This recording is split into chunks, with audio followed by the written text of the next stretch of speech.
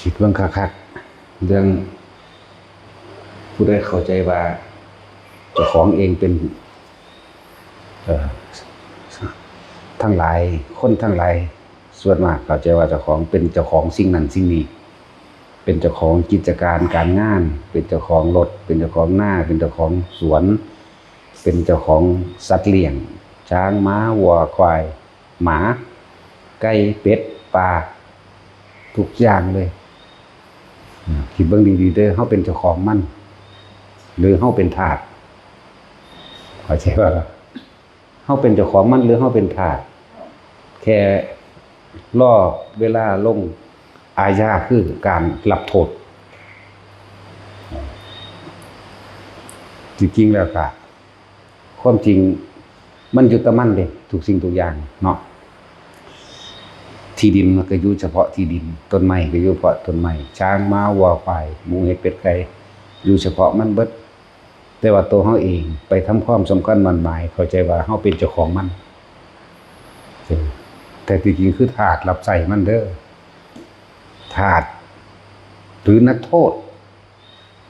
นั่นบ่ล่ะทาสหรือนักโทษ สิไปว่าหยังกับของสิ่งอื่นเอาเว้าเรื่องผัวเรื่องเมียนี่ผัวกูเมียกูถามเบิ่งดีๆผัวกูเมียกูเนาะ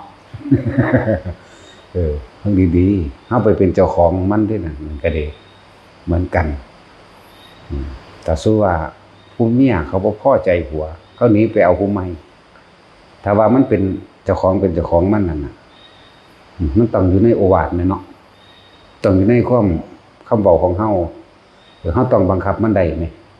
นะเมียคือกันผัวคือกันบ่มีไผเป็นเจ้าของไผจริงดอกนั่นแหละนี่คือให้ทุกคนเห็นความบ่จีรังยั่งยืนความบ่แท้แน่นอนแล้วก็ให้เห็นโทษของมันเวลาเฮารับโทษมันนี่จากการเป็นทาสใช่ป่ะล่ะเป็นทาสรับใช้รอเวลารับโทษนั่นเด้เขาบ่มีใจเมียหนีป่าผัวนั่นแหละตอนรับโทษโอ้โหนอนบ่หลับเนาะคิดจะหาวิธีสิเอาคืนมาผู้ใดเอาไปกูสิฆ่ามันนั่นบ่ล่ะขนาดนั้นเด้นั่นแหละโทษบ่ว่าไผก็คั่ง ผู้หญิงก็คือกันแต่ผัวเขาหนีป่าแล้วจังซี่โอ้ยเหมือนกันบ่ต่างกันนั่นแหละเวลารับโทษ อย่างซั่นเจ็บใจปวดใจนอนบ่หลับกินบ่ได้บางคนก็ฆ่าตัวตายนั่นสิว่าหยังบัดนี้คือว่าลูกกูหัวลูกกูหลานกูเหลนกูเนาะเฮาก็เข้าใจว่าเป็นเจ้าของมันคือกันถ้าว่าเป็นเจ้าของมันแท้ๆก็ต้องบังคับมันได้ติแค่เว้าคำเดียวมันต้องเฮ็ดได้ทุกอย่างเนาะแต่อันนี้บ่เลยที่จริงพวกเจ้าเป็นทาสมัน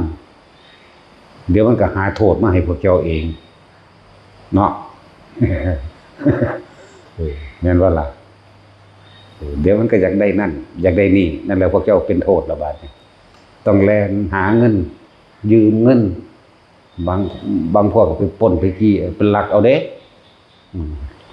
บังคับข่มเหงเอาตัวเอา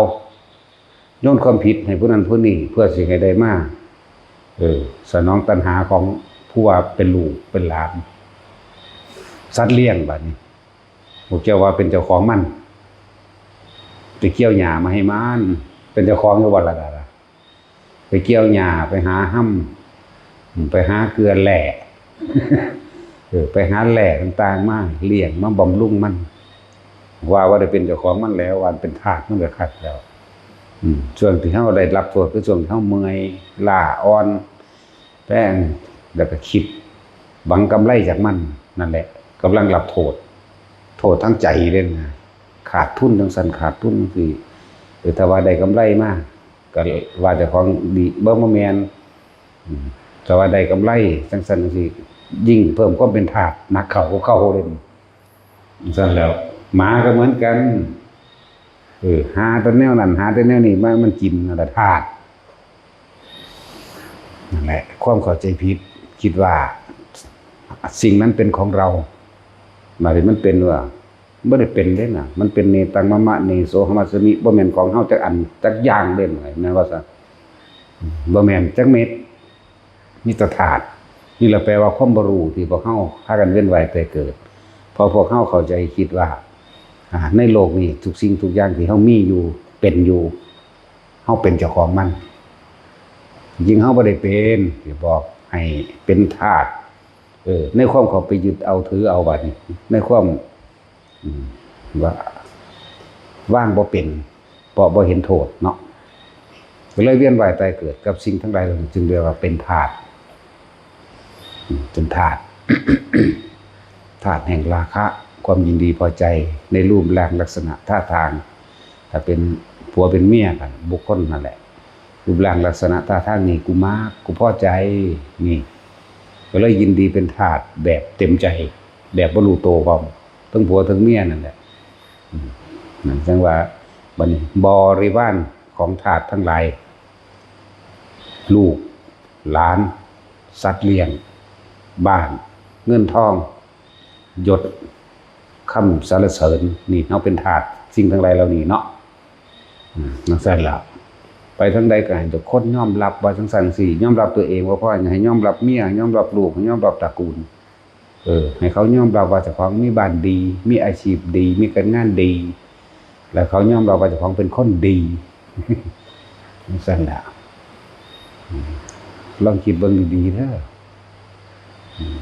เอาบัดนี้แม่นพวกบ่ทันได้ตายมันปากันเนาะโศกเศร้าอาลัยเสียใจนั่นแหละโทษขนาดตายแล้วก็โศกเศร้าอาลัยเลยเสียใจคือเก่าเนาะนั่นแล้วคนเฮาบ่จากกันเป็นมันก็ต้องจากกันตายอยู่แล้วแต่ผู้ใดเข้าใจว่าเป็นเจ้าของมันผู้นั้นก็ได้รับโทษเจ็บปวดแสนสาหัส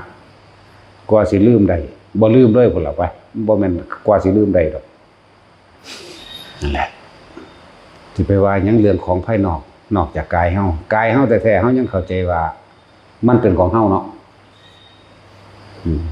เข้าใจว่าร่างกายเจ้าของว่าเป็นเจ้าของเฮาก็เป็นธาตุร่างกายเลยว่าอันใดแซ่บๆหามาบำรุงเลี้ยงเอาว่าซั่นอันใดงามๆหามาใส่มาประดับประดามัน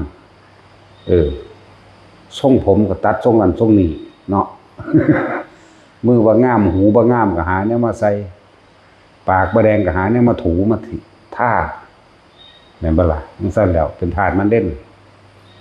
เวลามันให้โทษเด้เจ็บป่วยนี่แต่ว่าเป็นเจ้าของมันก็มันฟังความเฮาอยู่บ่มึงจะเก็บมึงจะปวดแหม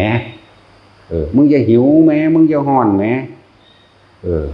จังซั่นแล้วนั่นแหละเวลารับโทษมันก็ที่เบามานี่ให้ทุกคนเห็นความบ่จีรังยั่งยืนเห็นความทุกข์ที่เฮากำลังยึดมั่นถือเอาสิ่งทั้งหลายเหล่านั้นว่าเป็นเพราะว่าเฮาถือว่าเฮาเป็นเจ้าของมันนั่นแหละแล้วก็ให้เห็นความบ่จีรังยั่งยืนเห็นอนัตตาพร้อมสิ่งใดเกิดสิ่งนั้นก็ดับอยู่แล้วที่มันเป็นทุกข์มันทุกข์เพราะว่ามันบ่เป็นไปได้ดังใจของเฮาอยากให้มันได้ดังใจของเฮาอยากให้มันเป็นแบบนั้นแบบนี้ก็เลยเป็นทุกข์อาลัยอาวรณ์ลำพึงลำพันปรุงแต่งนึกคิดให้มันเป็นไปแบบนั้นแบบนี้ในขณะที่พวกเฮาปรุงแต่งนึกคิดนั่นแหละพบมันเกิดตอนที่เฮาคิดแล้วแบบนั้นแบบนี้อารมณ์ก็ปนไปนำเด้อารมณ์พอใจกับบ่พอใจนั่นแหละสิเป็นอารมณ์ใดที่สิหาอุเบกขานี่ยากเหลือเกินที่สิมีความรู้สึกว่าเฉยๆนี่ยากเฉยแต่ปากแต่ว่าข้างในมันเหิบๆอยู่ก็มีเนาะนั่นซั่นแล้วให้เห็นโทษของความยึดมั่นถือมั่นตัวเองเด้อให้เห็นโทษของคำว่าอาสวะเด้ออาสวะแปลว่าอารมณ์ความรู้สึกที่ยังคล้องอยู่กับสิ่งทั้งหลายทั้งปวงคำว่าคล้องอยู่มันเกิดมีอยู่ในความพอใจนั่นแหละ การในเมื่อคล้องอยู่เกี่ยวอยู่ปรารถนาอยู่ในความพอใจความไม่พอใจแม้นไม่ปรารถนาก็จักได้มาเพราะต้นเหตุสาเหตุมันมาจากความพอใจความยินดีความพอใจราคะความยินดีพอใจในรูปในรสในกลิ่นในเสียงสัมผัสการพบรู้สึกทางกายนี่มันพอใจเมื่อพอใจก็ไหลสู่อารมณ์คืออาสวะนั่นเองความยินดีพอใจตัวเดียวนั่นแหละอาสวะความบ่พอใจมันบ่จากใดก็ใดคือเก่าอันนั้นได้ให้เห็นโทษแต่เฮาบ่ฟังธรรมะพระพุทธเจ้าบ่เห็นเด้บ่เห็นเลยความยึดมั่นถือมั่นต่างๆบ่รู้จักเลยว่าคืออีหยังอารมณ์ความรู้สึกที่พอใจอยู่นั่นแหละเอิ้นว่ายึดมั่นถือมั่นก็ว่าสั้นพวกเขามาคิดพิจารณาคักๆโลดสิ่งใดเกิดสิ่งนั้นดับแม่นบ่ล่ะบ่รู้จักอย่างคนเฮาอยู่นี่เห็นคนตายมาบ่แห้งล่ะปู่ย่าตายายของเฮาเองตายมาหลายเฮาก็เห็นอยู่แต่มีใครอยากให้ตายบ่มีเด้เพราะว่าเป็นบุคคลที่รักที่พอใจถ้าบุคคลที่ไม่รักไม่พอใจเด้โอ้ยสมน้ำหน้ามึงตายนะแม่นั่นก็ไปของเกี่ยวในอารมณ์นั่นคือเขาเหตุเกิดเพราะความพอใจนั่นแหละความไม่พอใจจึงจักได้มานั่นบ่ล่ะแต่คนที่เฮาสั่งเฮาบ่พอใจนั่นแหละจังให้เขาตายจังซั่นจังซี่นั่นแหละกำลังเป็นโทษเนาะโทษแต่ของเองนั่นแหละรับเองจังว่าพิจารณาเบิ่งคักๆอย่าคิดว่าเจ้าของเป็นสิ่งเป็นเจ้าของสิ่งทั้งหลายทั้งปวงแท้ที่จริงแล้วเนาะเป็นธาตุล่ออาญาคือโทษอันเกิดจากความเข้าไปถือเอาว่านั่นคือของเราเป็นของเรามันอยากเป็นเจ้าของหอดสื่อเสียงหมดแล้วจังเขาต้องย่องเจ้าของว่าเจ้าของดีเนาะไปทั้งใดก็อย่างเขาว่าดีก็เลยเฮ็ดก็เลยเป็นธาตุแห่งความดีทั้งหลายแล้วนั้นเป็นดีปลอมได้ว่าแม่นดีจริงดีปลอมฟื้นเฮ็ดก็ว่าเพื่ออยากให้เขายกย่องว่าเจ้าของดีนั่นสั่นแหละสมมติว่าเฮ็ดดีนำเขาโดยความหมายว่าอยากให้เขาว่าดีแต่สมมุติว่าเขาเฮ็ดผิดใจมากก็ว่าอีนี่ละคุณบักนี่ละคุณก็ว่าได้เนาะนั่นมันบ่แม่นดีจริงมันก็ละอย่างกันพวกดีปลอมบ่คือคนดีจริงเด้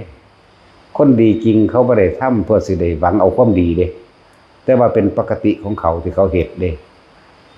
คนเคยซอยเหลือคนนั้นไผก็สั่งเขาบ่เลือกเด้บ่เลือกว่าผู้ใดเป็นแบบใดอันใดพอซอยใดก็ซอยไปโลดรถติดลมก็ไปสุกขึ้นซอยกันบ่มีเงินค่ารถก็เอาให้บ่มีอาหารก็เอาให้กินนั่นนี่เฮ็ดไปเลยนั่นเป็นปกติเขาเด้นั่นบ่ได้ว่าผู้นี้สิมาย่องกูผู้นี้สิมาด่ากูบ่ว่าเด้บ่ได้เกี่ยวกันเป็นปกตินั่นแหละ ส่วนพวกดีปลอมคือเสแสร้งแกล้งทำมันสิทำได้นานสักเพียงใดพวกเสแสร้งแกล้งทำนะเสแสร้งแกล้งทำไปยกตนเป็นคนสำคัญเนาะก็จังสั่นจริงแท้แน่นอนอยู่แล้วล่ะแน่ขนาดความดีก็ยังอยากเป็นเจ้าของนั่นแหละฉันว่าให้ทุกคนคิดถึงว่าเฮากำลังเป็นทาสสิ่งใดแน่คิดว่าทั้งเบิดทั้งปวงเฮาเป็นทาสของทุกสิ่งทุกอย่างเลยทุกอย่างเอาจะมองเห็นชัดเจนนี่ก็ได้หลายคนเป็นทาสลูกอยู่เดี๋ยวนี้ก็เลยเนาะ เห็นชัดเจนเลยมันสิไปเรียนหยังเนาะยืมเงินให้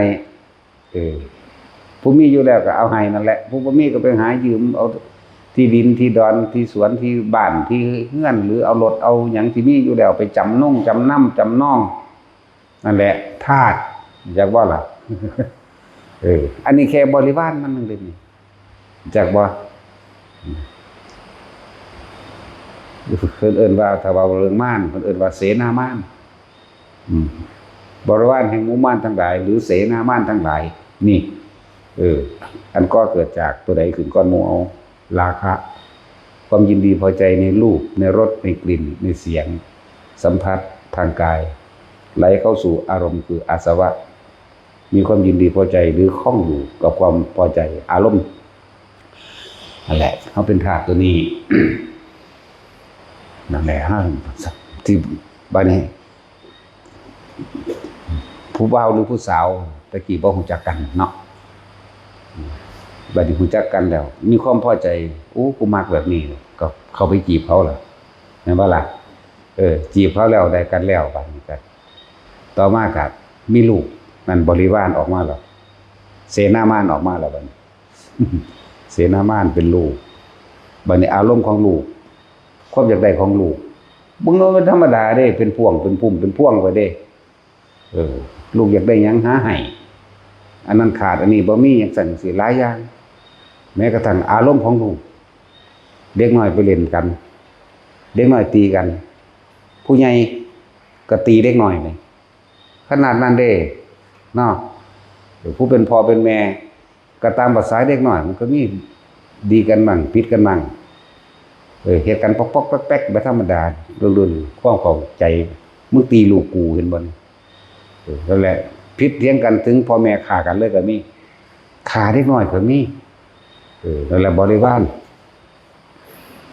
หรือเสนามาน ทั้งหลาย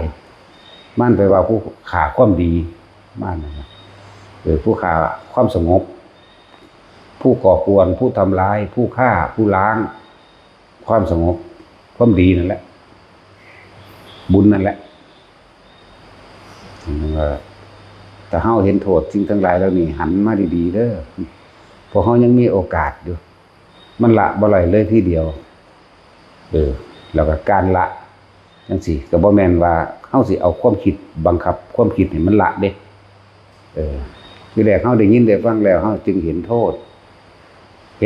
ในสิ่งที่เฮาผ่านมาในชีวิตเห็นโทษแล้วเข้าใจดีแล้วว่ากูเป็นทาสของสิ่งทั้งหลายทั้งปวงตอนนี้กูกำลังได้รับโทษ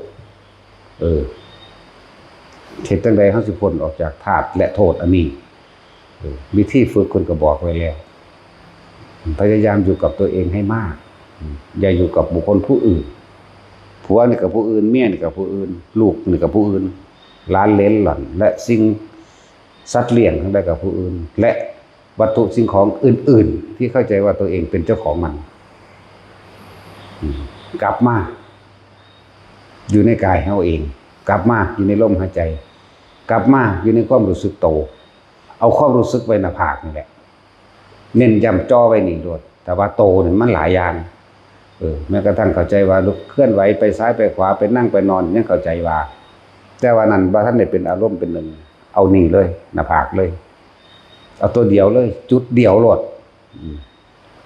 บ่ต้องไปสงสัยตัวอื่นโลดเอาตัวเดียวเริ่มต้นแรกอันอื่นๆยังคอยเป็นเคลื่อนไหวไปยังเข้าใจดอกว่ามันความรู้สึกบ่ออกจากกายบ่แม่นรู้สึกว่าทำนั้นทำนี่ดิความรู้สึกอันนิ่มๆนวลๆอยู่นี่แหมถ้ามันไหลขึ้นไปทั้งหัวก็รู้สึกว่าทั้งหัวมันไหลมากลางอกก็รู้สึกว่ากลางอกมาท้องก็รู้สึกว่าท้องนี่แหมแต่ว่าจุดเริ่มต้นของเฮาเอารู้สึกนี่เฮาใส่หลักสูตรเดียวนี่ล่ะบาดฐานที่ตั้งแห่งจิตเพื่อให้จิตตั้งมั่นเพื่อบ่ให้ความคิดมันไหลออกไปหาบุคคลสัตว์สิ่งของอันเป็นผู้อื่นของนอกหรือเลยเอาฐานนี้ซะก่อนตัวเดียวแต่ทุกคนถ้าเฮาอยู่ในฐานนี้ความคิดเฮาบ่ไปหาผู้อื่นหรอก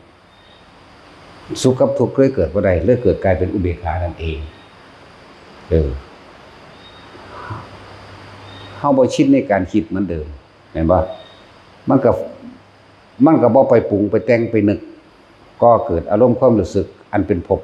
ได้ตัวบัดนี้อยู่แต่ในความรู้สึกเดียวเป็นอุเบกขาอยู่ในอันเดียวนี่แหละอยู่ไปอยู่มาไม่มีความคิด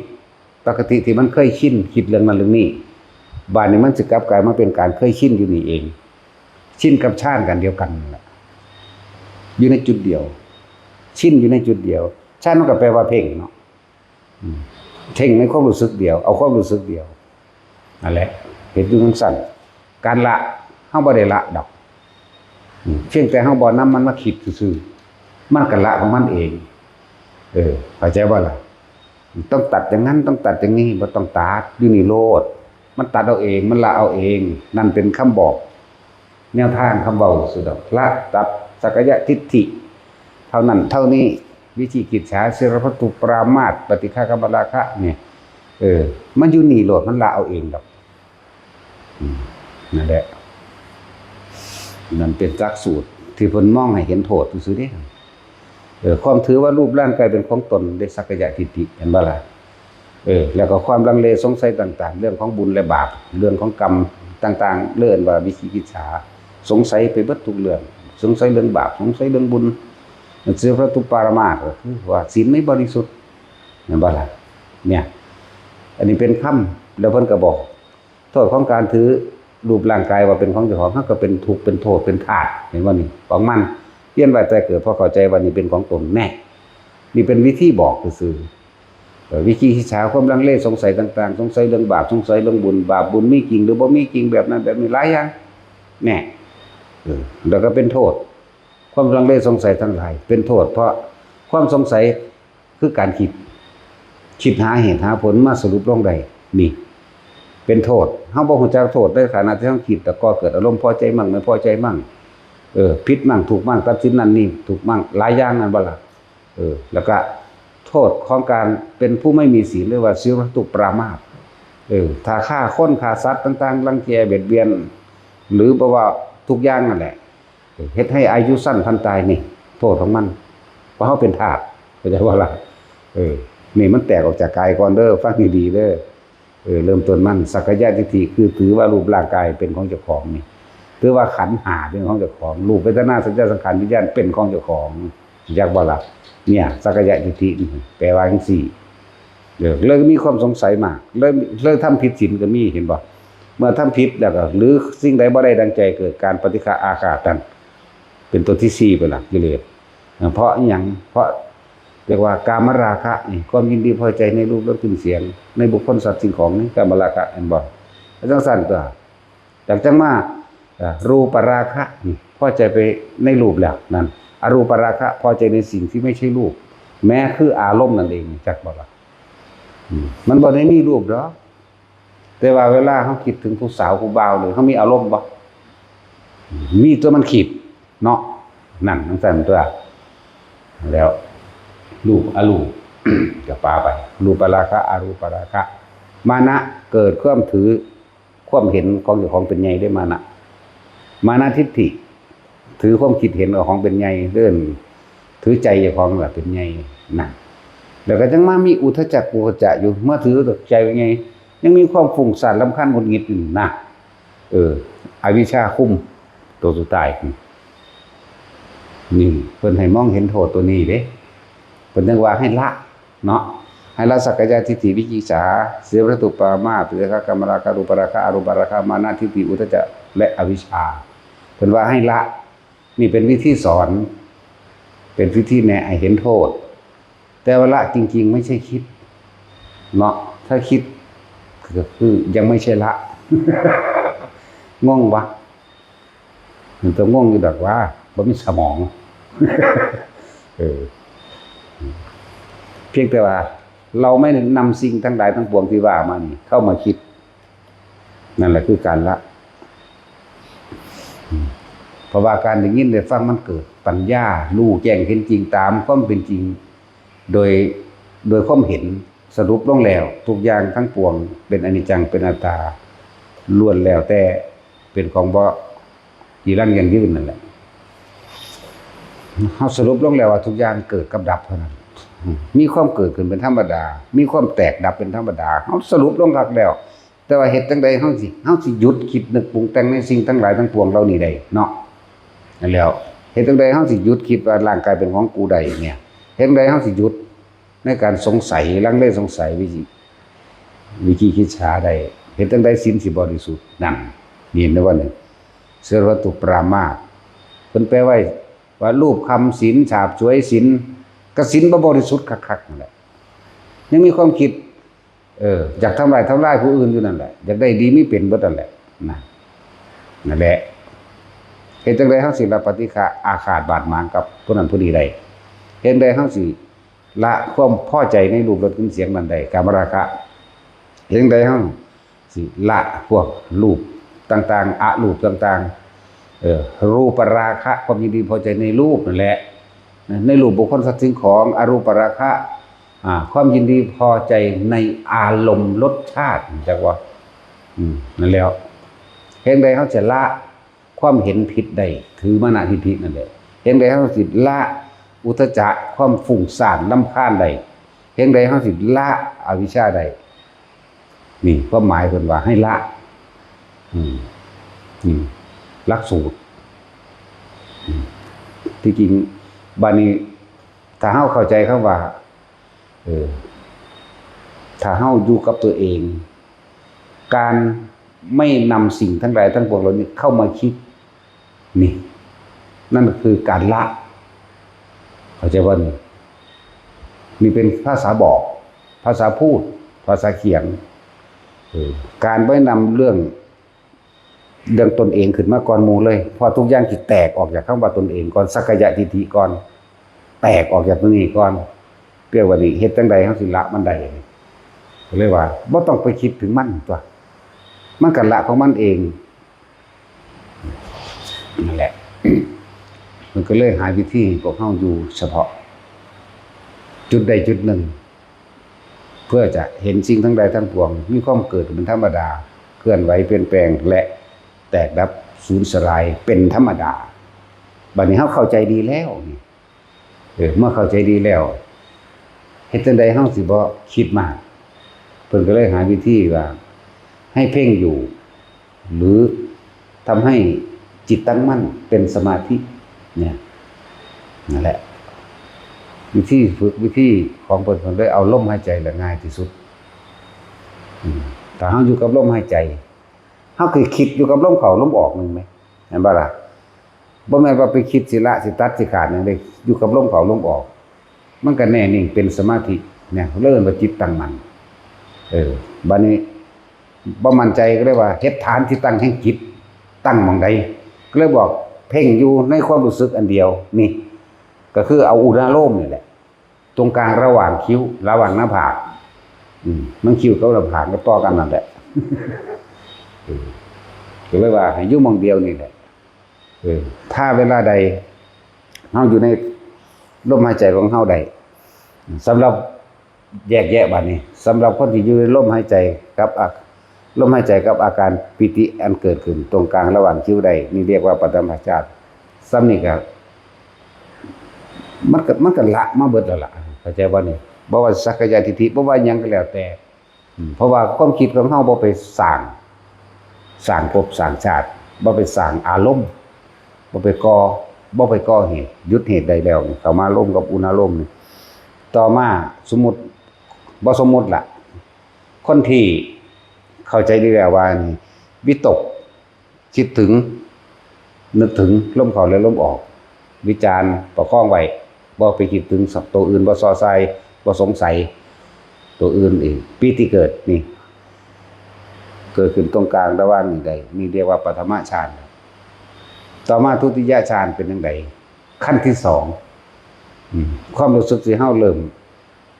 มทิ้งความคิดอย่างอื่นได้อีกอย่างวันนี้บ่คิดถึงลมนี่ตะกี้คิดฟุ้งซ่านกระจายไปเบิดแต่ว่าต่อมาคิดถึงลมกับอุณาโลมมันเกิดนี่เอิ้นว่าเป็นปฐมฌานที่1ต่อมาแม้กระทั่งคิดถึงลมมันก็บ่คิดแต่ว่าปราศจากความคิดถึงอย่างอื่นแม้กระทั่งลมก็บ่มีเลยเอาความรู้สึกกลางหน้าผากนี่ขึ้นเป็นขั้นที่2จิตร่วมเข้ามาอีกตะกี้มันยังมีคิดถึงลมเข้าออกบัดนี้บ่คิดเด้ร่วมเข้ามาเลยเป็น1เดินจิตร่วมก็คือมันบ่กระจายความคิดนั่นแหละมันบ่ไปคิดถึงผัวถึงเมียถึงลูกถึงหลานเหลนหล่อนบ่ได้ไปคิดถึงทรัพย์สมบัติบ่ได้คิดถึงเรื่องใดมันบ่คิดเลยร่วมเป็น1เลยมาทำความรู้สึกตัวอยู่ณจุดเดียวที่เดียวเป็น1เอกคตาจิตเอกคตารมณ์ร่วมแล้วเป็นอารมณ์เป็น1ตรงนี้ต้องเป็นอุเบกขาเท่านั้นเข้าใจว่าล่ะมันเป็นสั่นบอกว่าทุกคนเฮาบ่ต้องไปอิหยังมากมายหรอกบ่ต้องไปละอิหยังกับมันดอกขอให้อยู่กับความรู้สึกเดียวใดจิตหนึ่งจิตเดียวจิตกับผู้รู้กับจิตรู้หยัง รู้สึกตัวรู้สึกว่ามันน่วงอยู่นี่แต่สิว่ารู้สึกตัวหันซ้ายก็รู้ว่าหันซ้ายยกมือขวาก็ยกมือขวาก็รู้ยังออกนอกยังกระจายอยู่ในกายแต่ก็ถือว่ามันยังกระจายเอาจุดเดียวเลยหน้าผากอย่างเดียวเลยบ่กระจายอันแหละมันละเอาเองดอกบ่ต้องเฮ็ดหยังกับมันมันยังสิเกิดขึ้นกับสร้างบ่จะนำเขามาคิดพวกไปป่าไปดงพวกหรือบ่ดงบ่ป่าก็สร้างเถอะพวกอยู่ใดก็สร้างเถอะอยู่ในวัดนี่ก็ตามเดินจงกรมอยู่ก็ตามนั่งอยู่ก็ตามยืนเดินนอนนั่งถ้าเฮาอยู่ในจุดเดียวใดแม้นอะไรจะเกิดขึ้นไม่นำสิ่งที่เกิดขึ้นเข้ามาคิดทุกเกิดบ่ได้ความคิดก็คือความสงสัยว่ามันคือหยังนั่นนี่อะไรมันคิดแล้วมันปรุงมันแต่งแล้วนั่นบ่ล่ะพบเกิดแล้วถ้ามีอารมณ์เกิดไปนำจากบ่ล่ะพบเกิดเราได้กันนั่นเรียกว่าเน้นย้ำแต่ละคนเฮาเอาปีติเดียวคือตัวนี้ความรู้สึกเดียวในตัวนี้ในระหว่างกลางหน้าผากเฮาเองที่นี่แม้นมีสิ่งใดสิ่งหนึ่งอุบัติขึ้นเป็นอุปะก็คืออุบัติขึ้นจาระนี่อุบัติขึ้นสมาธิอุปจารสมาธิหมายถึงว่าสิ่งที่อุบัติขึ้นเพื่อที่จะเฮ็ดให้เฮาหวั่นไหวมีนิมิตต่างๆที่เกิดขึ้นนิมิตแปลว่าเครื่องหมายที่เฮาเห็นนิมิตก็คือเครื่องหมายที่เฮาเห็นนี่แหละจังว่าเป็นหยังหลวงพ่อเน้นย้ำให้ทุกคนทำสมาธิแบบลืมตาให้มื่นตาบ่ให้หลับตาเพราะว่าสิใส่วิธีการโยงใจเข้าไปสู่ภายในเอาเองที่เฮามื่นตาเอาสำหรับคนที่มีฌาน2เป็นขั้น2อยู่แล้วมีเฉพาะความรู้สึกน่วงอยู่ระหว่างกลางหน้าผากเฮานี่เด้อแม้เฮาจะเดินไปก็ช่างเห็นคนนั้นคนนี้เดินมาเขาคุยกันอย่างมากเอาทั้งได้ยินเสียงทั้งเห็นโตเขาคุยกันอย่างมากถ้าเฮาบ่นำเรื่องของเขาคุยหรือเฮาบ่นำบุคคลนั้นเขามาคิดเนี่ยเอิ้นว่าจิตตั้งมั่นอยู่เหมือนเดิมเอิ้นว่าบ่หวั่นไหวก็ถูกเข้าใจบ่ล่ะนั่นแหละเอิ้นว่าจิตตั้งมั่นไม่หวั่นไหวมันเกิดบ่ได้ถ้าเฮาบ่นำสิ่งเหล่านั้นมาคิดแหมมันทอนี่นึงเด้พวกเจ้าหูก็ได้ยินกินก็ได้เอารูปรสกลิ่นเสียงเอารสว่าท่านได้ก็ได้เอาคนเขาย่างมา 2-3 คนเขาคุยกันวากมั่งหูเฮาก็ยินตาเฮาก็เห็นเขาเนาะหรือเอาเขาเฮ็ดนั่งกินอยู่มันจังได้กินพร้อม เขากำลังผัดนั่นผัดนี่โปงเลงเพิ่งคุยกันอยู่ถ้าเฮาบ่นำเรื่องที่เขาคุยนำเรื่องที่เขาเฮ็ดนำกลิ่นที่เขานั่นเขามาคิดมันเกิดบ่ได้เด้จักว่ามันเกิดบ่ได้ให้มันใจโลดที่มันเกิดเพราะว่าพวกเจ้าไปคิดน้ำเขานั่นออกไปแล้วไปปรุงไปแต่งน้ำเขาแล้วนั่นเฮ็ดจังได๋จังสิควบคุมความคิดได้นี่แหละวิธีควบคุมความคิดก็คืออยู่ในตัวเดียวนี่แหละบ่ให้มันคิดจิตเกิดเด้อถ้าไม่คิดก็บ่มีเชื่อให้เกิดการเกิดขึ้นมาได้หรอกนั่นคือว่าทุกคนฝึกทำให้บ่อยทำให้มากแล้วก็เกิดความเคยชินเองชินในการเป็นคนบ่เรื่องมากเป็นคนบ่ประสาทเป็นคนบ่จุกจู่ทุกจิกความนั้นความนี้จังบ่ล่ะบัดนี้เฮาฝึกอยู่จังซี่แล้วมันก็ชินเขามันก็เป็นบ่ได้สนใจทั้งหลายเหล่านั้นนั่นแหละนี่คือพูดถึงว่าคนที่เฮ็ดเป็นแล้วนวงอยู่นี่เป็นแล้วถึงยินเสียงหยังก็สร้างบ่นำเข้ามาคิดเห็นรูปหยังก็ตามบ่นำเข้ามาคิดเห็นบุคคลสัตว์สิ่งของบ่นำเข้ามาคิดเห็นต้นไม้ภูเขาแม้กระทั่งสัมผัสร่างกายมันลมร้อนลมหนาวมันรู้โดยสัญญากายของมันอยู่ดอกมันฮู้อยู่ดอกว่าร้อนบ่หนาวแต่ว่าสิปรุงแต่งไปเฮ็ดหยังนี่นั่นแหละมันสิน้อมเข้าสู่ภายในได้บัดนี้เด้อเมื่อเฮาเห็นชินกับภายนอกแล้วนี่ภายนอกคือตาเฮาเห็นเดี๋ยวนี้หูเฮายินเดี๋ยวนี้ได้กินเดี๋ยวนี้ฮู้แล้วว่ากลิ่นสมมุติว่ากลิ่นมันมาจากต้นเหตุใดที่มันเป็นกลิ่นมาอ๋อเขาพัดเขา เขาผัดหมูผัดกะเพราไก่เนาะมันเลยบ่ได้สงสัยเป็นธรรมดาตามันเห็นอยู่แล้วหูมันก็ยินอยู่แล้วหูดังมันก็ได้กลิ่นอยู่แล้วเนาะสัญญามันบอกอยู่แล้วล่ะว่ากลิ่นหยังนั้นนี่หยังนั่นแหละแม้กระทั่งรสชาติมันก็ยังหูเลยอย่าว่ามันเป็นอะไรเอาขนาดบ่ได้กินมันก็หูรสชาติคือเปรียบเทียบฟังง่ายๆพวกเจ้าเลี้ยเห็นมันพริกพวกเจ้ารู้สึกเผ็ดตัวเด้เนาะบ่มีผู้ใดเลี้ยเห็นมันพริกแล้วรู้สึกหวานเด้เนาะเห็นน้ำตาลต้องหวานโลด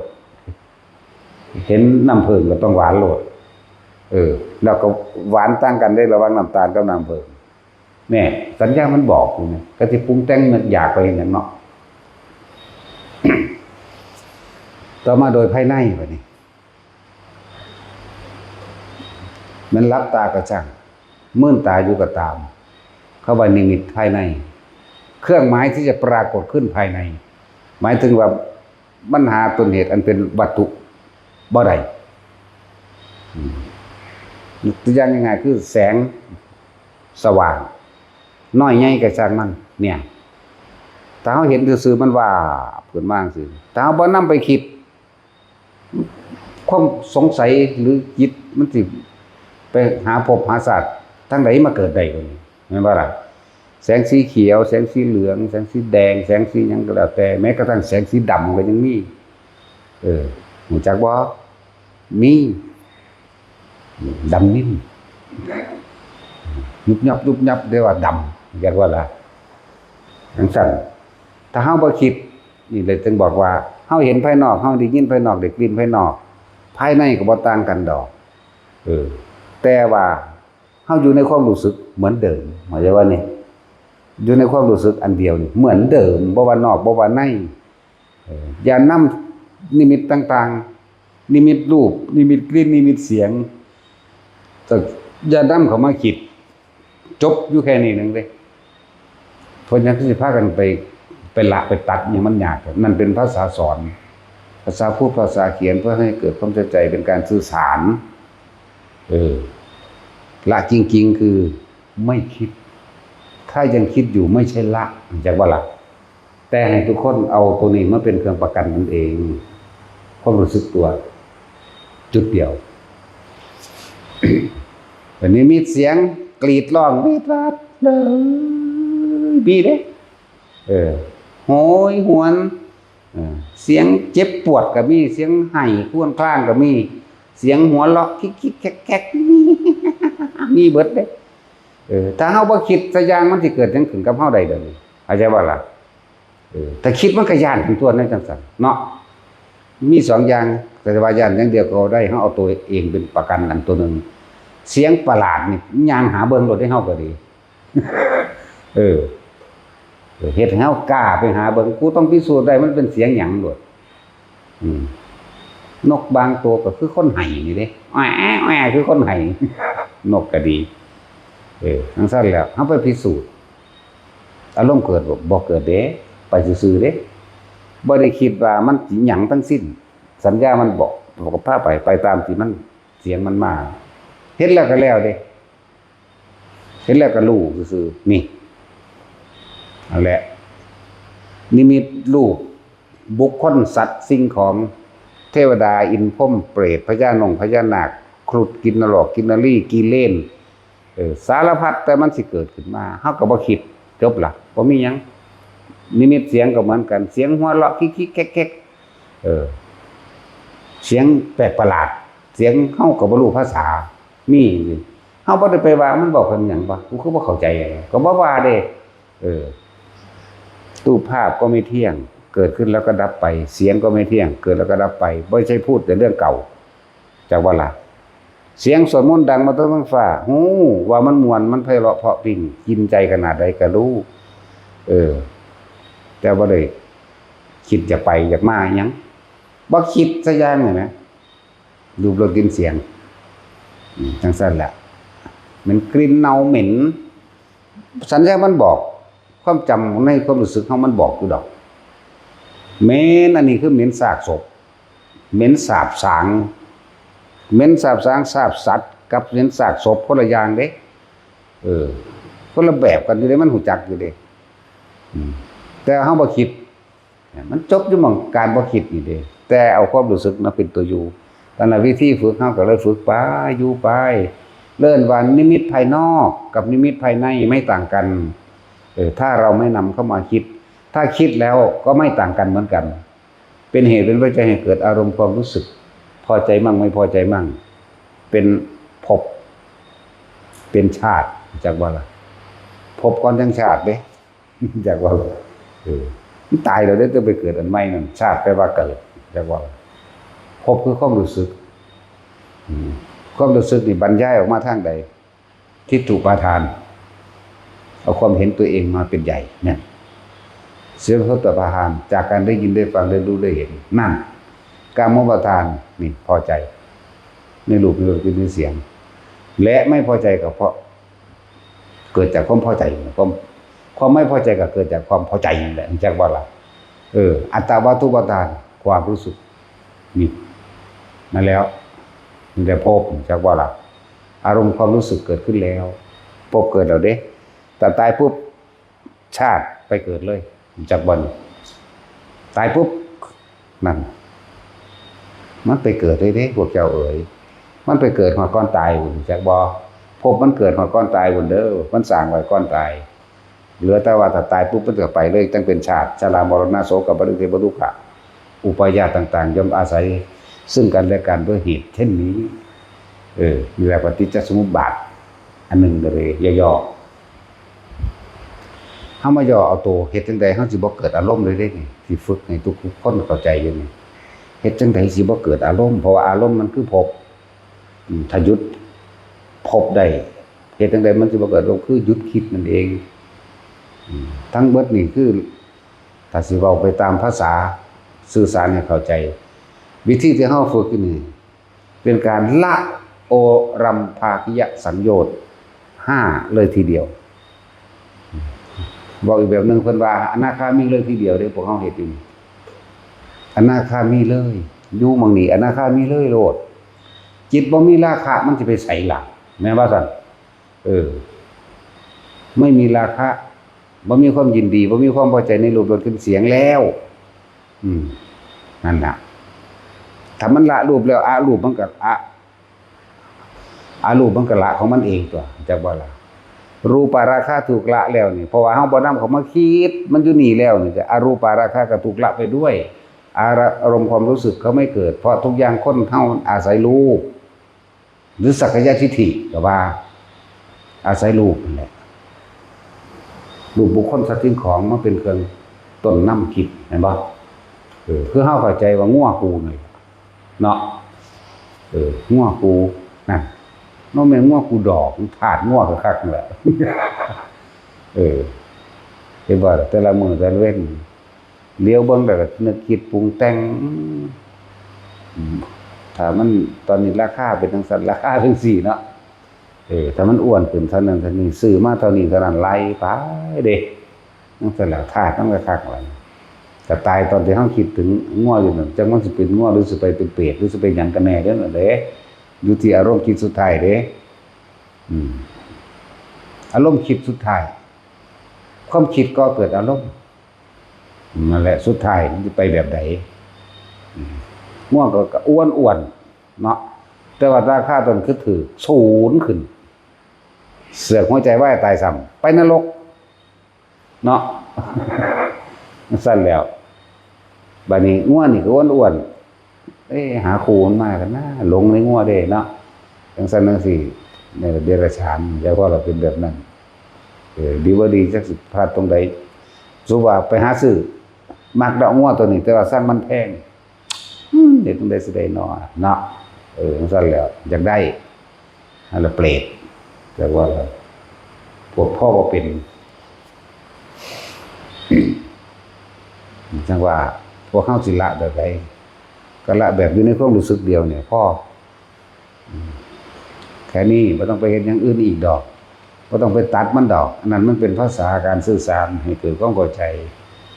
พวกเราต้องละสังโยชน์3เป็นโสดาบันยังมี3โสดาเนาะเพิ่นน่ะบ่เรื่องหลักสูตรเรียนมันเยอะมากเนาะ สตุขตะปรมโสดาเป็นผู้เกิดอีกไม่เกิน7 ชาติว่ะไม่มีภพที่8ก็ว่าไปยังมามีโกรังโกรัสโสดาอีกได้บัดเกิดอีกไม่เกิน3 ชาติเอกพิชีเกิดอีก1 ชาติว่ะพุทธะตโสดากับ3 โสดาล่ะนั่นก็สั่นสกิทาฆ่ากันยังมามีอีกอยู่บัดนี้เป็นผู้มาคราวเดียวว่ะทั้งสั่นตัวและหลายอย่างแต่สิเว้าเรื่องจังซี่แล้วบ่ต้องรู้หยังหลายดอกถ้าเฮาเข้าใจคำว่าโลกนี้เป็นอนิจจังไม่เที่ยงหาความจริงยั่งยืนไม่ได้เป็นอนัตตาทุกอย่างล้วนแต่เกิดขึ้นมาแตกดับด้วยกันทั้งนั้นบุคคลผู้ใดเข้าไปยึดมั่นถือมั่นอยากได้ดังใจตามอารมณ์แห่งความพอใจผู้นั้นก็เป็นทุกข์อนิจจังทุกขังอนัตตาให้เห็นโทษเห็นภัยในความเข้าไปยึดเอาถือเอาในวัฏสงสารอันนี้แล้วก็คนเข้าใจโลดว่าเฮาบ่เคยได้เป็นเจ้าของหยังมันจริงๆดอกมีแต่ความเข้าใจผิดคิดเอาเองมันบ่โลกนี้ไม่มีใครเป็นเจ้าของใครจริงและโลกนี้และสิ่งทั้งหลายทั้งปวงสิ่งทั้งหลายทั้งปวงเราเนี่ยไม่ได้เป็นไปดังใจที่เราคิดอยากให้เป็นเลยและให้เห็นธาตุเห็นโทษเฮานั่นแหละไปเป็นทาสมันเฮานั่นแหละเป็นผู้รับโทษจากความเขาไปยึดเอาว่าเป็นเจ้าของมันเห็นอยู่แค่นี้แต่เกิดความบ่อยากได้อีหยังนี่แหมเนาะเกิดความบ่อยากได้กับเขาคือความเข้าใจคือความเข้าใจว่ามันเป็นของมันแบบนี้อยู่แล้วกูบอกกับมึงอีกแล้วได้บัดนี้กูบ่อยากได้หยังอีกแล้วกูพ่อกูเบื่อในหลายนี่เป็นการความสรุปความเห็นนี่แต่เฮ็ดจังได๋สิละความเห็นทั้งเบิดได้นี่มองละมันอยู่นี่โหลดเด้ออยู่ในกลางหน้าผากโหลดนิ่มๆน่วงๆมั่งตึงๆมั่งหน้าหยาๆคือหมดคือแม่งไตก็ช่างมันเถอะอย่าเอาของนี้แก้ปิติเฮาจับเอาแค่ความรู้สึกเดียวฐานที่ตั้งแห่งจิตคือเอาความรู้สึกเดียวเนี่ยเมื่อฐานที่ตั้งแห่งจิตให้ตั้งอยู่มั่งนี้ทำความรู้สึกอยู่รู้สึกเดียวนี่เลื่อนว่าจิตตั้งมั่นขอให้ตั้งมั่นอยู่จุดเดียวนี่จุดเดียวนี่แม้อาการอย่างอื่นจะเกิดขึ้นบางที่หนาเท่าที่ตึงขึ้นเนาะเดี๋ยวคือให้ไตคือหมดไตคือสิเข่าหูนุ่งยิกไปตามกระงกระงอนก็แล้วแต่ตามตนตามตัวก็สร้างอย่าสงสัยว่ามันคือหยังแต่ให้มันคงอยู่ในจุดเดียวโลดอยู่หน้าผากอย่างเดียวอันตึงๆตังๆมื้อนี่อันขนลุกบัดนี้จะบอกภาษาบาลีผลเข้ามาแน่แต่เฮามีความรู้สึกเดียวอยู่นี่แล้วพระคุถกาปิติขนลุกแต่ว่าบ่ต้องไปสนใจว่าขนลุกเพราะเหตุใดอะไรยังไงตั้งมั่นอยู่นี่ให้รู้สึกโตซื่อๆว่ามันขนลุกบ่ต้องไปสนใจอย่างอื่นแต่ว่ารู้อยู่ซื่อๆต่อมาโยกธารณาปิติโยกก็ว่าต้องไปสนใจตัวโยกใส่ความรู้สึกหยุดได้เอาตัวเดียวโลดจุดเดียวเลยอย่าออกจากจุดนี้จังสิเอิ้นว่าจิตตั้งมั่นจังสิเอิ้นว่าสมาธิแปลว่าจิตตั้งมั่นจังจะเอิ้นว่าจะหนีจากฐานแห่งกายจะหนีออกนี่เหมือนเดิมคณิกาปิติบางครั้งตัวนี้เป็นตัวที่เกิดขึ้นมาเองเวลาเฮาเกิดความลึกซึ้งซาบซึ้งหรือยอมรับจากการได้ยินได้ฟังธรรมกึกแน่นบ่แม่นแน่นคือสิตายดอกมันจุกเข้ามาในระหว่างแน่นหน้าอกก่อนบ่แม่นแน่นแบบสิตายเด้คนละอย่างกันรู้สึกมันอิ่มปราบปลื้มปราโมทย์เกิดขึ้นจุกเข้าว่าข้อแล้วให้น้ำตาไหลกระลูกปล่อยน้ำไปก็อยู่กับนี่ไปแต่ก็อยู่นี่คือเก่าเด้อนั่นแหละต่อมาเอิ้นว่าแสงสว่างวิบๆแวบๆเกิดขึ้นแม้กระทั่งนิมิตต่างๆเกิดขึ้นนิมิตรูปนิมิตกลิ่นนิมิตเสียงเข้าใจว่าน่ะรูปรสกลิ่นเสียงพวกนี้นิมิตยังเกิดสร้างก็อยู่ในความรู้สึกนี่เหมือนเดิมบ่ต้องไปหาเหตุผลกับมันบ่ต้องไปเรียกว่าละความคิดเห็นเข้าใจว่าละความเห็นทั้งเบิดเลยอย่าไปเอาข้อสรุปอย่าไปหาความสรุปอีหยังใดๆทั้งสิ้นมันต้องละความเห็นของเฮาออกให้ได้อันนี้เป็นภาษาเว้าได้ละออกให้ได้เป็นภาษาเว้าแต่ความจริงมันอยู่นี่เลย ยืนนวงๆอยู่หน้าผากคือเก่าพวกหน้าตึงๆพวกนี้ให้ไตปิติมันเดิมอย่าบ่นฮู้ซื่อมันแล้วก็สิไปสนใจหยังมันบ่ได้มีอันตรายหยังเด่นปิติดีอย่างหนึ่งก็คือมันเป็นเครื่องยืนยันว่าเป็นผู้ทรงฌานเจริญฌานเพราะทุกฌานเว้นไว้แต่ตัว4เว้นไว้แต่ฌาน4จะมีอาการปิติเป็นเครื่องยืนยันอย่าว่าล่ะนั่นแหละบ่ต้องสงสัยหยังกับมันเดี๋ยวจังว่าแก้ความรู้สึกทั้งหลายเหล่านี้มันเกิดขึ้นกับร่างกายเฮาได้นี่จังว่าล่ะคนลุกวือมากูก็น่วงอยู่ดีเสยโยกกูก็น่วงอยู่นี่เสยเหมือนเดิมเฮาใส่ความรู้สึกหยุดได้อยู่ดอกโยกบางทีก็โยกไปหน้าไปหลังบางทีก็บางคนก็หมุนตะข้อเด้ก็หยุดได้มันเป็นหยังสิหยุดบ่ได้ใส่ความรู้สึกหยุดอย่าใส่ความคิดเด้ถ้าคิดมันออกนั่นแหละบัดนี้บางคนก็นวงนี่ก็มีคือเก่าเด้อเหมือนกับว่าตัวเองเนี่ยจะลอยขึ้นอยากว่าล่ะมันเป็นแค่ความรู้สึกสิลอยซื่อๆดอกมันบ่ลอยกิ่งดอกมันลอยกิ่งมันลอยยากกระดอกนี่แหละเป็นหยังคือให้มื่นตาเห็ดมันจังบ่สงสัยถ้ารับตาเห็ดมันสิตกใจความคิดออกได้ยังตกใจจักบ่น่ะฮึน่าความคิดออกลอยขึ้นก็มีร่างกายเบ่งขึ้นก็มีเด้อึ้งลึงกันเด้ยืดขึ้นก็มีตกวูบลงก็มีที่เขาเจ้าเอิ้นว่าตกเพราะว่างเพราะเว้งหยังตกก็ตกแต่ว่าสะดุ้งตื่นขึ้นมาได้ปุ๊บรีบเข้าลมหายใจปั๊บหรือจับอุณหภูมิได้ปั๊บโลดเด้อบ่ต้องไปหาความหมายจักบ่หรือว่าเรื่องภวังค์เฮา3ภวังค์พุ่นเนาะภวังคจรณะว่ะแม่นหยังเป็นจังได๋ฮึกริยาของจิตกับลักโตกวูบแต่ว่าเฮาสะดุ้งขึ้นมาก่อนจักบ่ล่ะหรือเป็นภวังคจิตภวังคุปเฉทพุ่นน่ะไล่ไปกระสร้างของมันสิภวังค์หยังกระสร้างตัวภวังค์ไปบ่พบจักบ่ล่ะ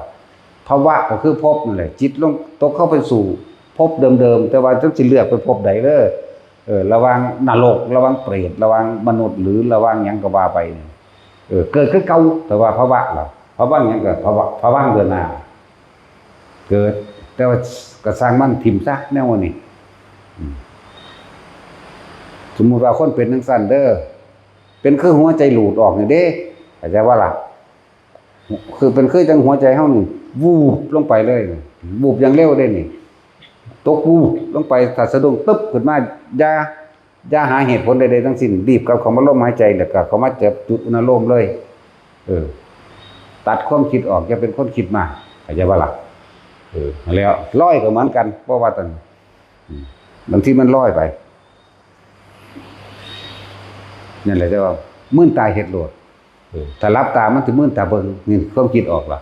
มันสิเฮ็ดให้เฮาไปชินในการคิดมากเรียกว่าล่ะนี่แหละบัดนี้ถ้าคนเริ่มชำนาญในความรู้สึกตัวจับความรู้สึกตัวได้แล้วมันรับตาหรือลืมตามื่นตาก็สร้างอยู่เหมือนเดิมรับตาก็รับตารู้สึกนี่เข้าใจว่านี่มื่นตาก็สร้างนิมิตยังเกิดขึ้นก็สร้างก็อยู่หม้องเก่ากูนี่แหละนั่นแหละแล้วก็บ่โง่บ่ง่วงพร้อมแต่คนจับจุดได้แล้วมันสิเฝ้าสังเกตแต่ความรู้สึกนี่เด้มันสิบ่ง่วงเด้แต่ส่วนมากมันง่วงมันสิปล่อยเลยอยากว่าล่ะจังซั่นหรือสำหรับผู้อยู่กับลมได้ก็อยู่กับลมเลยผู้ลมหายไปแล้วแต่อยู่ในความรู้สึกนี่ก็อยู่กับความรู้สึกนี่เลยเด้อแต่ความรู้สึกนี่บัดเอาความรู้สึกง่วงอยู่นี่หน้าผากเฮานี่มันบ่อยู่ที่เดิมก็บ่ต้องบังคับเด้แต่ให้รู้สึกเข้าใจบ่ขึ้นมาหัวเป็นคือเอามือซ้าวหัวนี่มั้ยเนิบนาบใช่มั้ยก็ให้รู้สึกบ่ต้องบังคับแต่บังคับคือคิดเข้าใจบ่นี่ให้รู้สึกบางทีมันลงหอดสมองมันเด้เย็นลึกๆในสมองแม้นว่าจะเกิดการเห็นกระดานหัวกะโหลกเจ้าของกระสังบ่ต้องไปปรุงแต่งความคิดใส่เด้ว่าต้องใดๆทั้งสิ้นบางทีมันก็เคลื่อนลงมาระหว่างทำอกก็อยู่ระหว่างทำกลางอกเลยบ่แม่นจุดเดียวเด้ระหว่างตรงทำกลางอกเป็นกว้างๆเข้าใจว่าเป็นเต็มอกเลยเป็นกว้าง บางทีมันก็เคลื่อนลงมาระหว่างหน้าท้องเฮาก็รู้สึกเข้าใจว่านี่บ่ต้องไปปรุงแต่งแล้วก็บ่ต้องไปคิดนึกบ่ต้องไปแทรกแซงบ่ต้องไปกลุ่มมันว่ามาอยู่นี่แค่รู้สึกไปกับมันเฉยๆนั่นแหละสำหรับผู้เคลื่อนสำหรับผู้ไม่เคลื่อนก็อยู่หม่องเก่าเลยบางคนสิมีลมหายใจนี่กับจุดนี้คู่กันเลยมันบ่ไปหม้องอื่นก็ให้อยู่จุดนี้กับลมกับนี่คู่กันเลยเด้อแม้นยังสิเกิดขึ้นก็เหมือนเดิมอย่าออกจากจุดนี้จุดเดิมน่ะของเองนั่นแหละ นั่นแหละนี่คือวิธีหลักไม่ใช่การคิดเข้าใจว่าล่ะอันต่างๆที่ว่าละอย่างนั้นละอย่างนี้เนี่ยเพิ่นสื่อสารให้พวกเฮาเข้าใจซื่อเพิ่นบอกให้เฮาเห็นโทษของการถือมั่นยึดมั่นถือมั่นในรูปร่างกายเป็นของเจ้าของถ้ามันยึดเจ้าของแล้วก็ยึดผู้อื่นพร้อมเมียกูผัวกูลูกกูหมากูแมวกูโลดนี่แตกกระแหนงออกเป็นบริวารเป็นเสนาม่านจากว่าล่ะสั่น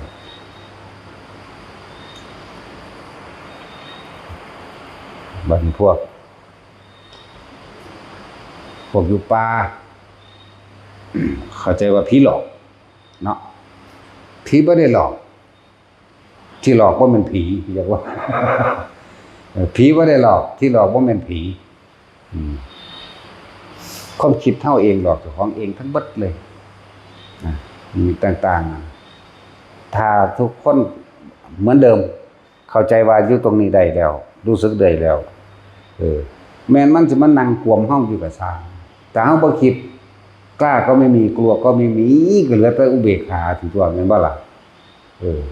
ก็เหลือแต่อุเบกขานั่นแหละมันสิเสียงหยังก็สร้างถ้าบ่คิดมันก็เป็นอุเบกขาเหมือนเดิมรูปรสเครื่องเสียงปรากฏขึ้นหลายอย่างอยู่เด้ไปนั่งอยู่ก้อนหินธรรมดานั่งย่อนขาไปธรรมดาแต่เฮาก็อยู่ในความรู้สึกตัวประมาณ100 เมตรพุ่นดังไฟขึ้นติดไฟขึ้นเป็นไฟติดวูบขึ้นมาแล้วอีกจักหน่อยก็จุไฟจวกอันยังเปลวไฟมันก็แตกพวกขึ้นกันเด้แต่เฮาบ่คิดย่างไปเบิ่งสิเป็นบ่เห็นโดยบ่คิดย่างไปโดยบ่คิดเห็นเป็นบ่ก็บ่ได้เฮ็ดดอกมันนั่งย่างไปอันไฟตัวนี้มันก็เป็นพอกันไปเด้แทนที่เฮาต้องตั้งเข้าใกล้มันจังสิได้เนาะบ่แม่นถ้าเฮาหยุดมันก็หยุดคือกันนี่มันไปจังซี่นะถ้าหยุดมันก็หยุดถ้าเฮาถอยมามันก็ถอยมาเด้แน่นั่นแหละแต่บ่คิดเด้ในธรรมนี่ธรรมก็ซ้ำนี่แหละซ้ำกุศลเฮานี่แหละประมาณนี่แหละนั่งธรรมดางูบักใหญ่ซ้ำเสานี่งูเด้นี่แหละจากฟ้าพนังธรรมย่วยลงมาเด้คิดออกบ่เด้อนี่มันย้อนอ้าปากใส่เฮานี่แหมโค้งๆใส่เฮานี่แหมฮ่าอยู่นี่แหมน้ำลายมันก็ฟงใส่หน้าอีหลีอยู่เด้แต่ว่าเฮาบ่คิดจักว่าล่ะความรู้สึกนี่ว่าน้ำลายมัน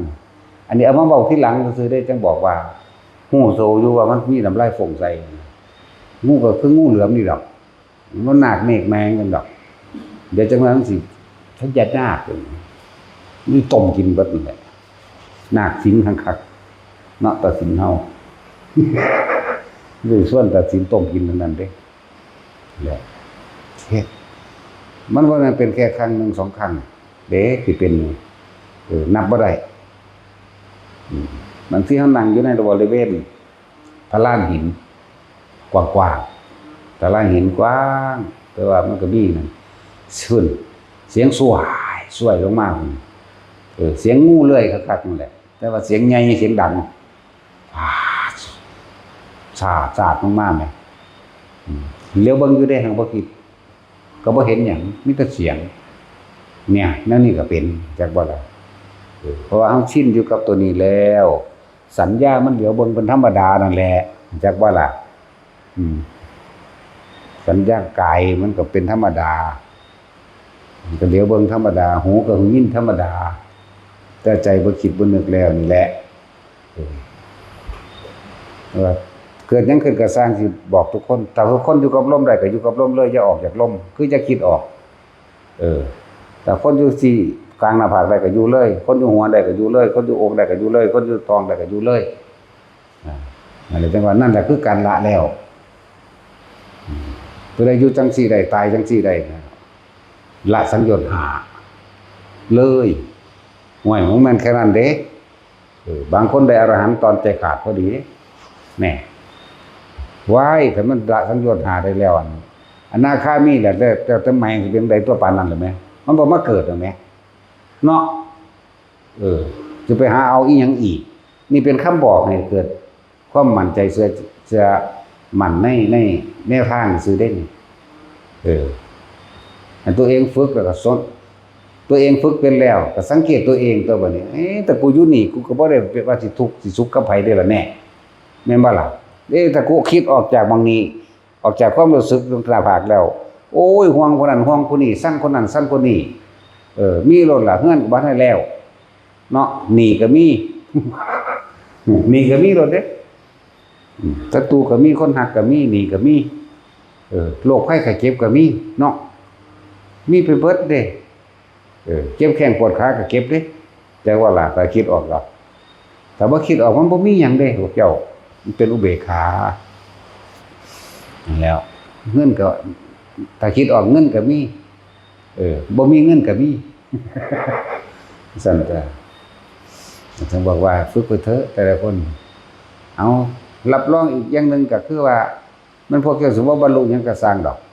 จังน้อยๆพวกเจ้าก็ไปเกิดเป็นพรหมอายุเป็นกัป2กัป3กัป4กัป5กัปไปเรื่อยอยู่นี่แหมมันบ่ได้ตกต่ำดอกเกิดจากพรหมชั้นที่1เลื่อนเป็นที่2ก็ได้เลื่อนเป็นที่3ก็ได้จากบ่นี้เพราะเฮาอาศัยหยังอาศัยพระปัญญาของพระพุทธเจ้ามาเป็นเครื่องแนะนำเด้นี่พระปัญญาของพระพุทธเจ้าเป็นเครื่องบอกพวกเฮาเองบ่คือตะกี้พระพุทธเจ้าว่าท่านได้เกิดคำว่าอนิจจังทุกขังอนัตตาคำว่ายึดมั่นถือมั่นบ่ท่านได้เกิดบ่ท่านได้โทษบ่ท่านได้เห็นโทษรู้โทษแห่งความยึดจักบ่ล่ะหมู่ฤาษีแต่อาราธดาบทนี่เขาเจ้าสิเขาไปตั้งมั่นหรือยึดมั่นถือมั่นในความสงบจุดเดียวเป็นที่สุดแห่งทุกข์แล้วมันก็สุดอีหลีแต่ว่ามันไม่เที่ยงเพราะว่าปัญญามันบ่เกิดเขาเป็นนิ่งติดในความสงบตัวนั้นอย่างเดียวนะติดอยู่ในฌานอย่างเดียวนั่นแหละคือเพ่งอยู่ในอารมณ์อันเป็นหนึ่งอย่างเดียวสิบ่ยอมเข้ามาสิบ่ยอมเห็นตามความจริงว่าแม้ความสงบก็ไม่เที่ยงอีกมันเบิดอายุมันก็ลงมาเกิดเด้จากว่าล่ะมันบ่เห็นว่ารูปร่างกายไม่เที่ยงบ่กี่ลังกันอยู่มันบ่เห็นเด้มันมีแต่สิเข้าไปสงบอย่างเดียวติดสมาธิอย่างเดียวติดสงบอย่างเดียวติดสมถะอย่างเดียวก็ว่าไปบ่เดินโดยปัญญาของพวกเฮานี่มีการเดินปัญญาพร้อมการพิจารณามั่งสงบมั่งพิจารณามั่งสงบมั่งโดยพวกเฮาเฮ็ดอยู่เดี๋ยวนี้เข้าใจบ่ล่ะจังซั่นแหละเรียกว่าสมถะกับวิปัสสนาตีคู่กันเนี่ยเป็นของคู่กันเพราะเขาเจ้ามีแต่สมถะอย่างเดียวผู้ติดในอรูปฌานแค่ว่าอากาศบ่สุขก็ติดอยู่มั่งหั่นแหละก็มันสงบอีหลีมันบ่ทุกข์อีหลีตอนนั้นเป็นจังซั่นแหละเขาเจ้าก็เลยต้องกลับมาเกิดใหม่แต่เฮาอาศัยแสงสว่างหรือแนวทางหรือความรู้ของพระพุทธเจ้าเข้าไปวันนี้เฮาไปเกิดอยู่ในพรหมก็ตามจะมีการสนทนาธรรมกันหรือสิ่งที่เฮาจดจำไว้ได้จากโลกมนุษย์นี่จากบัดนี้โดยธรรมจักรก็ตามอนัตตลกนัสูตรก็ตามอธิตตปริยายะก็ตามอนิจจังทุกขังอนัตตาก็ตามใครควรเองโดยลำพังบรรลุในระหว่างทำการที่เป็นพรหมชั้นใดก็สร้างบ่ว่าแต่อนาคามีก็บรรลุเลยก็ได้ก็มีได้ทั้งว่าบัดนี้เฮาพิจารณาใครควรไปเลยเลื่อนขั้นไปเลยก็มีบ่แม่นแต่ว่าสิตกลงมาเพราะเฮาอาศัยปัญญาของพระพุทธเจ้าเป็นเครื่องนำทางนั่นแล้วพวกนั้นเขาเจ้าบ่ได้ เห็นโดยธรรมชาติมันบ่เห็นอนิจจังทุกขังอนัตตาพวกเขาเจ้าที่เป็นว่าอาราดาบทหรืออุตกะดาบทแม้กระทั่งอสิตมุนีเก่งกระโมสุดละในสมัยนั้นเกิดในเนวสัญญานาสัญญาอายุตั้งหลายอสงไขยบ่ได้หูมาคิงสัมบัติเจ้าของสิลงมาลงนรกใหม่เด้มาเกิดอยู่เด้สิบอกให้นั่นแล้วก็จังซั่นแต่ว่าพวกเฮาอาศัยคำแนะนำของพระพุทธเจ้าจังซั่นบางคนเฮาคิดเอาเองบ่เป็นบ่อยู่ผู้เดียวก็เลยเนาะบ่เคยคิดว่าเรื่องธรรมะอยู่ผู้เดียวหรือคิดตั้งแต่เรื่องราคะตอนเฮาบ่ทันรู้จักหยังเฮาก็คิดอยากได้อยากดีอยากมีอยู่ผู้เดียวนี่เฮาก็ยังคิดได้เนาะบัดนี้ได้ยินได้ฟังแล้วเฮาก็สิบ่ใครควรได้คือกันบ่ก็ว่าคิดได้คือกันบ่วิปัสสนาก็คิดเอาซะก่อนเบิดทั้งนั้นแหละมันบ่ปูอะไปเลยดอกไปก็ดีวิปัสสนึกก่อนแหละมันจังหน้าเนาะหรือมาคุยเขาพวกว่านั่นนี่จะมาเว้ารัดเอาหลายเนาะเมื่อสิจับเอาแก่นมันนิพพานอย่างเดียวดอกไปก็ดีมันก็เริ่มต้นไปตั้งแต่ปืนดินนี่แหละนั่นแหละ มันก็คิดหาเหตุหาผลของมันนั่นแหละเดี๋ยวมันก็หาเหตุนะมันก็มาลงตนกับความรู้ของพระพุทธเจ้าก็ยอมรับมันเมื่อยอมรับมันดีแล้วก็หาเครื่องอยู่เท่านั้นเด้นั่นแหละเนาะสมาทาน